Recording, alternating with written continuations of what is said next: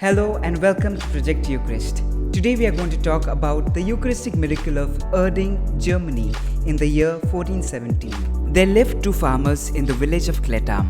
Even though they had the same occupation, one was poor and the other rich. The poor farmer invested a lot of time and effort into farming his crops and working in his fields. To earn his living, sustain his family and better his standard of living, he committed himself to hard work.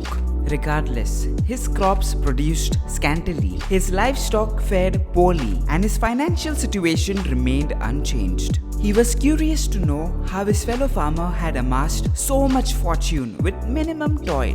One day, he inquired from the wealthy farmer about the secret to his success. The rich man revealed his alleged secret, saying, "A few years ago, I took Holy Communion from the church and have kept it safely at my home. The secret to my wealth is that sacred host." The poor farmer was gullible and lacked religious education.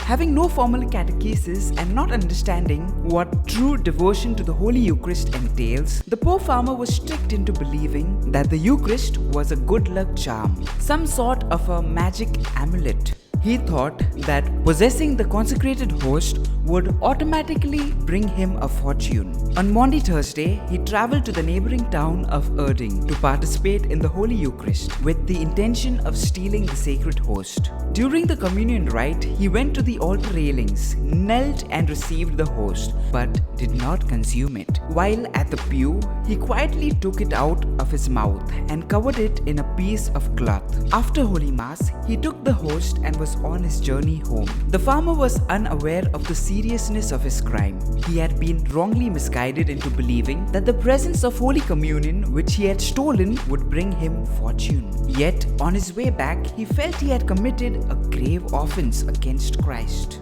Deep inside, he was not at peace. Every step he took wrought fear. He was all the more plagued by guilt, and his conscience repeatedly pricked him. When he no longer could bear the burden of this sacrilegious act, he turned back to confess to the priest of his dreadful action and obtain absolution. As he walked towards the church, the sacred species flew from the cloth, hovered mid-air, descended to the ground and disappeared. The poor farmer was terrified. He could not believe his eyes. He desperately tried to find the sacred host but could not find any trace of it. Immediately, he ran to the church, confessed to the priest, and brought him to the spot of the enigmatic event. The people of the town were also alerted and assisted in the search for the precious host. When the priest arrived, he saw a bright light emanating from the host on the ground. As the priest bent down to pick it up, the host ascended in the air, suspended for a brief moment, descended to the ground,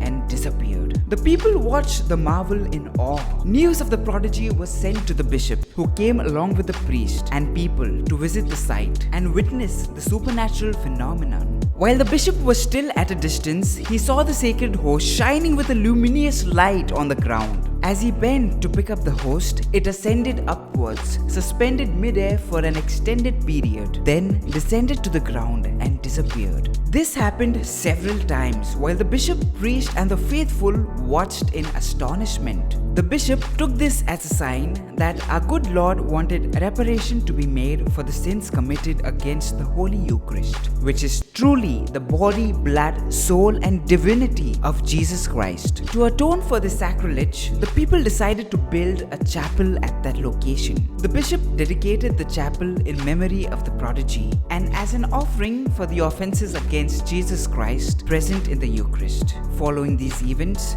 the faith of the people in the Eucharist increased dramatically. Pilgrims from all over Germany paid homage to Erding. The numbers were so large that the chapel had to be replaced with a Gothic church building. In 1475, Pope Sixtus granted an indulgence for all pilgrimages to this church. As the church attracted more people, on September 19, 1677, a larger church was built to accommodate the large number of faithful who venerate the miracle at this holy site. In the sanctuary, there is a relic of the most precious blood of Jesus, as well as a relic of the cross. It also has a miraculous image of the risen Lord called Saint Salvator. Under the altar, there is a crypt where the host is said to have disappeared into the ground. A Latin inscription reads, Locus in quastas terra santa est, which means the place where you stand is holy land. In the old days, pilgrims would carry a handful of soil and use it as medicine.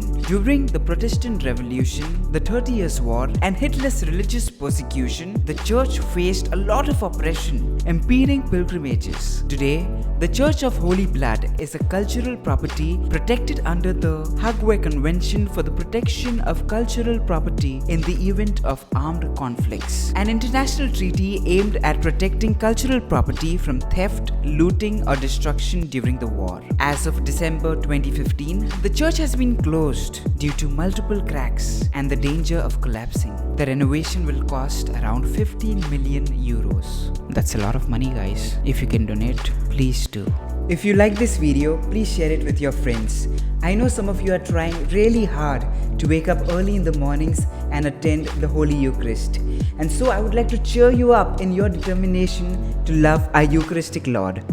God bless.